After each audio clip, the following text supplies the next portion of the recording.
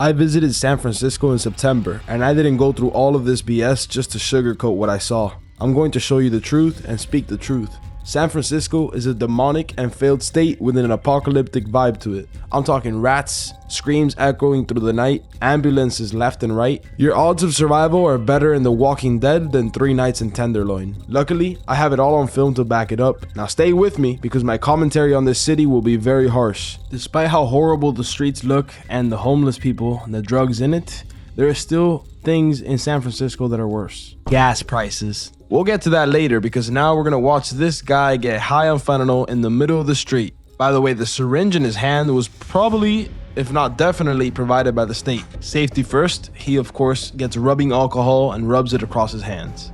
He then looks for a vein and pops the fentanyl right into his bloodstream. In just 2 minutes, the drug will be in full effect. His eyes will close up and his body will begin to fold.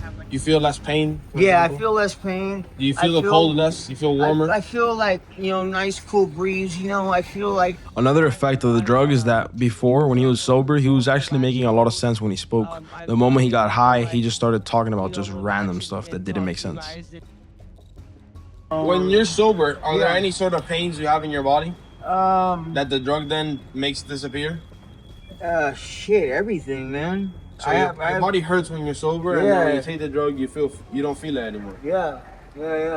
And also, as you've been speaking, you've been leaning forward. Also, that's the drug, right? Right. I mean, no, not necessarily. I mean, These streets also have very interesting personalities, like a singer, a guitarist, at the bar, you don't even own a car. kung fu masters, a lady that interrupts my shot, a tennis player, and this guy who saw an episode of Breaking Bad and he started writing down chemistry in his journal to cook up his own fentanyl. You just write on that diary every day, or is it a story you're writing, or what do you write? Chemistry. Chemistry? Chemistry. Yep. Really? Yeah. And what were you writing on the last page you were on? Chemistry. More chemistry. And this right here is a masterpiece. A gentleman's club directly in front of a elementary kids park. Now tell me that ain't genius. Out of all the places you could have picked to put a kids park, you put it here in the middle of Tenderloin, where there's just blood and piss from homeless people with HIV everywhere. Nice. But the Bay isn't all that terrible. There's cars that drive themselves. Give us 1 minute to cover a few riding tips. This experience may feel futuristic, but the need to buckle up is the same as always. This city got its priorities straight. What do you do when you allow people to take drugs in public? You give them syringe dispensers. When I take a step back from the drug-infested streets, however, I see that the Bay is actually a beautiful place. You look at the Golden Gate Bridge in the background, Alcatraz Island, and then later on the vineyards in Napa Valley. It truly is a great place to visit. Too bad it's ruined by all this.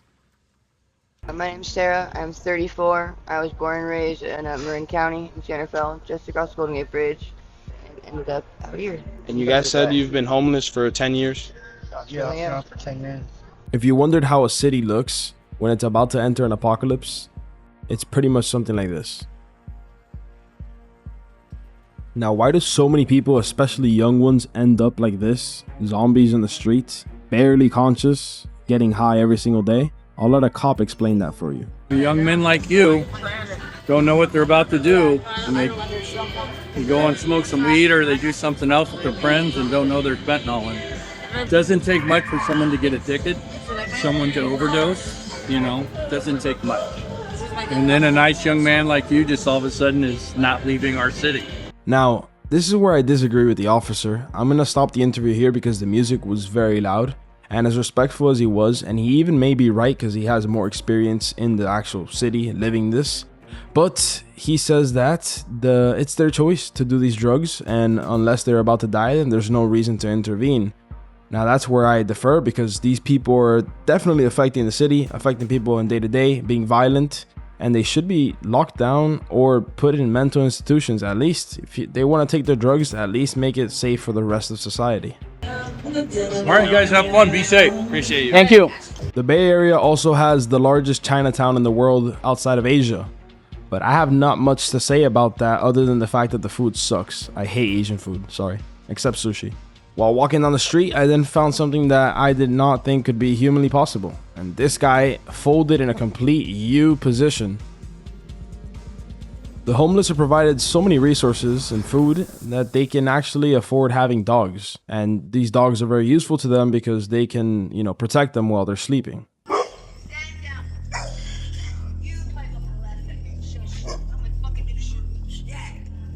Stand down.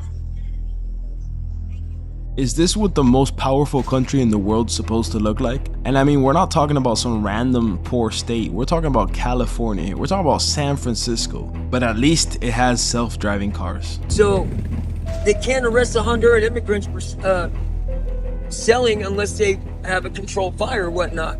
But they know they're selling it right across the street from the police. The police are literally watching them do it. But most of the police here are so disheartened because they're like, we arrest them and they're out the next day. They don't even deport them because it's a sanctuary city. San Francisco won't deport immigrants. There was a shooting a couple weeks ago on the Mission, in the Mission District. A guy that I actually know got shot 8 times. 2 of them in his abdomen, the rest were below his abdomen and his legs by a woman. And the woman had shot him because he had hit her a few days earlier.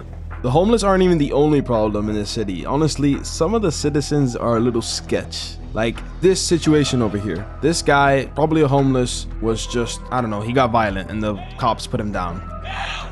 Hey, help coming! Help coming! Help coming! But before I got here and I was asking what had happened to somebody that was walking by, this is their idea of a joke.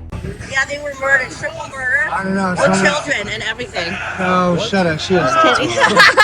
I mean, it's believable. Yeah. What, bro? Hey,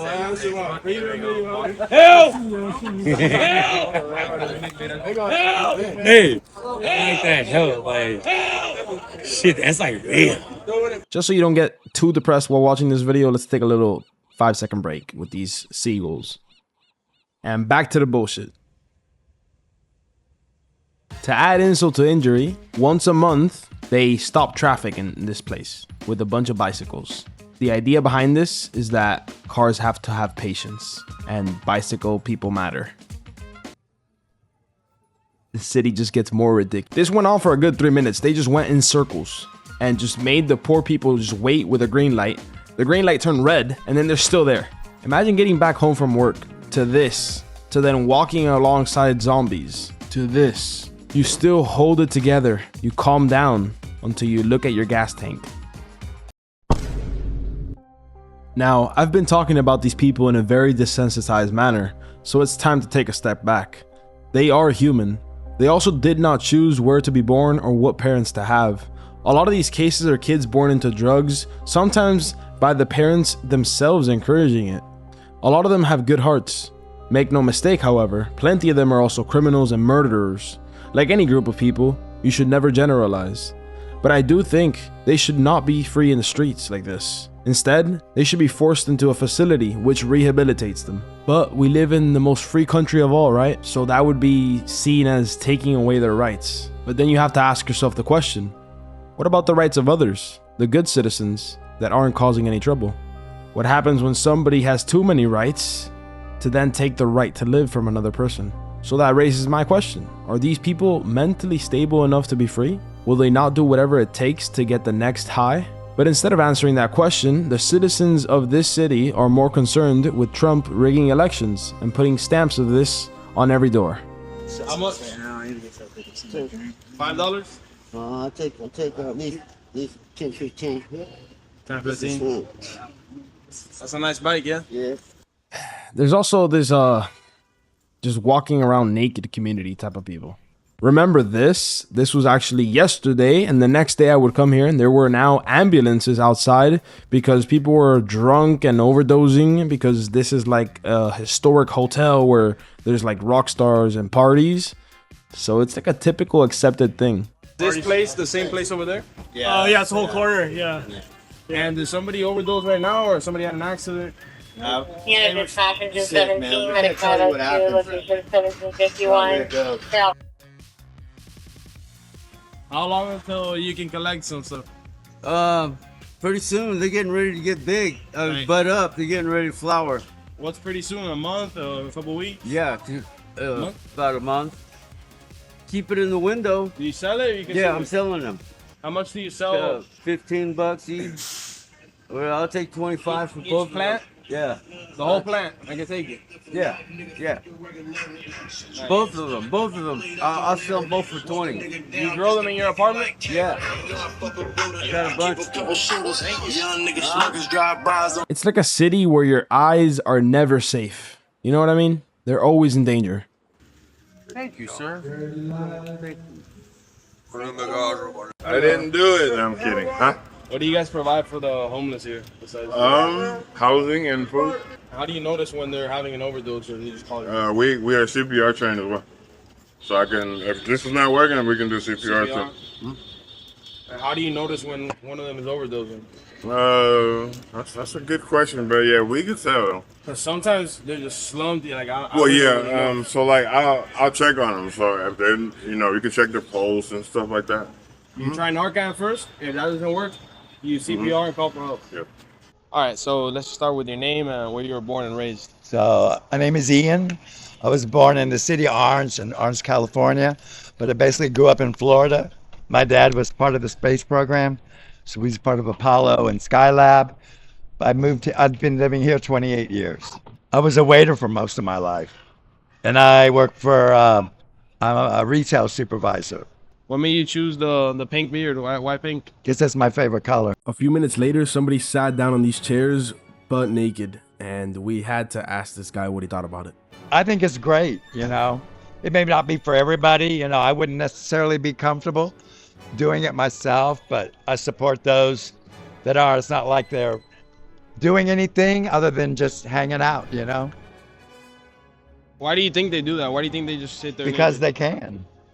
I mean. But I can do a lot of things. Well, I know, but you're either comfortable being naked, just like people who go to nudist camps, and it's not for everybody, but they're not doing anything to hurt anybody, or they're just. But a nudist camp is more appropriate because it's for that. But here they're just in public where you're not meant to be naked. Well, obviously we don't agree.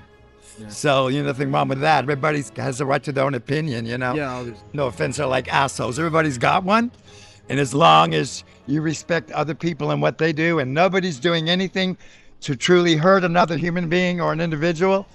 And now if they were out there having sex right there in front of God and everybody, I'd say that's different, but I don't feel they're doing anything to offend anybody or anyone else, and it's the Castro. The crazy part about this is that it wasn't just one guy who was, just standing there nude. It was multiple people, and it seems like a thing that they just gather around and do every day. So that was weird. And there's kids walking around and families that don't even care if their kids see it. Seen the people there sitting nude. What do you think about that? What's your position on that? Well, it's happened in Castro for a long time. So it's been years. And I think they just congregate here and they don't do anything. I think they're pretty harmless. So I don't really care. Well, how about the children's minds walking around? Don't you think it's like a certain trauma to them? I don't know. Maybe you'll have to interview some children and ask them. You want to do that? Ask the kids how they feel. And then you'll hear it directly from them. I don't think I can speak for children. Oh, thank you. Okay, you're welcome. So let's just start with the basics. Your name, where you were born and raised. Steve Larkey. I was born in San Antonio, Texas. What's your position on the people in this corner? Does this corner have a certain name? Because they sit there naked, and it's been a tradition for certain years, they've said. Yes, yeah, nudity is legal in San Francisco, and I don't mind it. I mean, other countries do it as well. What would you prefer, that it was illegal or legal how it is right now? I can't tell anybody what to do with their body. That's the way you express yourself. Cover it up or show it off. And what do you think about kids walking through here not understanding what's going on? How would they know? I'm sure they know what their body parts are. Do you think children are ready to see that? Is that something they should see while walking around here? I don't feel, I'm not against nudity, so people liked me. I was very open with people. And there you go. That's what I was waiting for. The moment a kid walks by, and right in front we have a guy fully naked. I had to blur it, but he was fully naked. and this kid is just walking by and he has to just see that. First of all, I don't know why a parent would take a kid here. I mean, some parents don't even know that this happens, but once it does, I would just feel disgusted as a parent. Anyways, yes, the argument that it's their body and they get to choose whatever they do with it, I understand. But what's wrong is imposing that against society, a society that doesn't normalize or accept that. If you want to get naked in public, you know, make your own community in the woods where that's a normal thing, but don't bring it onto the metropolis. People and you know, I didn't think I had a problem. Have you been throughout your life? Service. Well, thank you for taking your time here. All right, thank you. Answering the questions. Nice to meet you. Nice to meet you. Thank you. I eventually left the Castro district and returned to the hardcore streets of, you know, Soma and Tenderloin, where I saw a woman with a pet chicken. What's your name, by the way? Leon. Leon. Thank you. All right.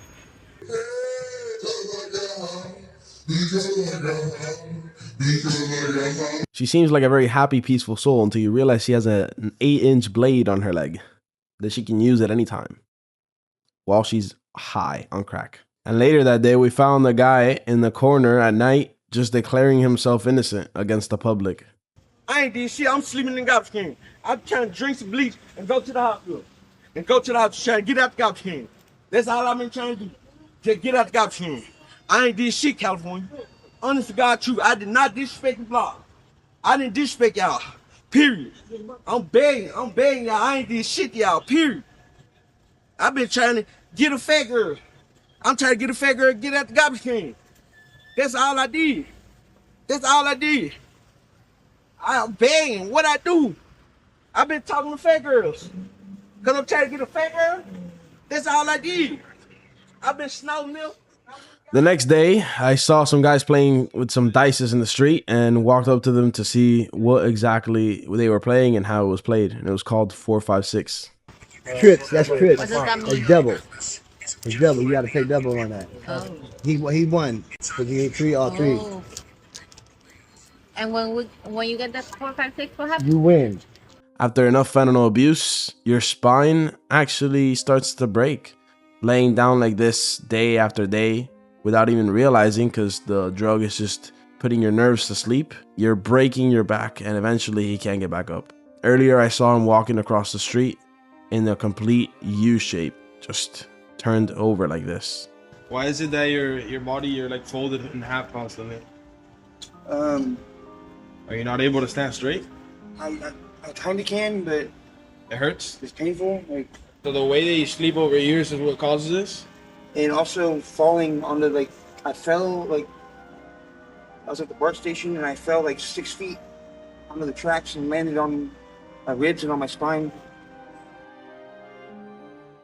Alright, we just wanted to ask you what happened over here. Oh, this guy got shot.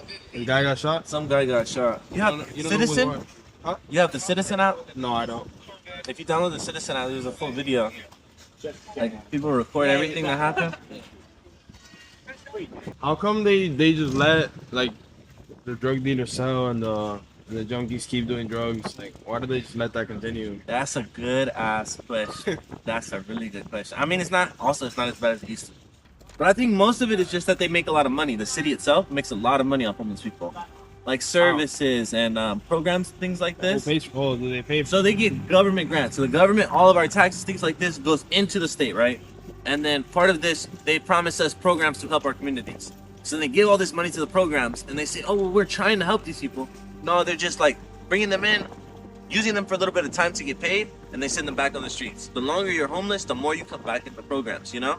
So they make more money off of helping people. That's all it is. And why do they get funded if they're clearly just... I mean, there's a lot of corruption everywhere. Yeah. Everybody has, you know, Donald Trump. Yeah. Full corruption, you know? So Yeah. it's just the system. Very unfortunate to see a legendary city like the Bay in these conditions. The history behind this city is immense. It has the most famous bridge on earth, so close to the most famous prison on earth that you can see them both at once. Not only that, it is home to Napa Valley, where the conditions are perfect to grow beautiful grapes to make fine wine. By the piers, you can also enjoy your time with sea lions and seagulls, and the view of the city from the bay is like no other. And if you decide to go wine tasting over here, I highly recommend you go to the castle, because it's one of the coolest places, and it has a tour guide who's actually really funny. Forgot his name is Alexander. Another nice thing I saw while in San Francisco, although not many of course, was this park where they display art. People sit in the grass and they look very happy and calm despite the thousands of homeless people that surround them.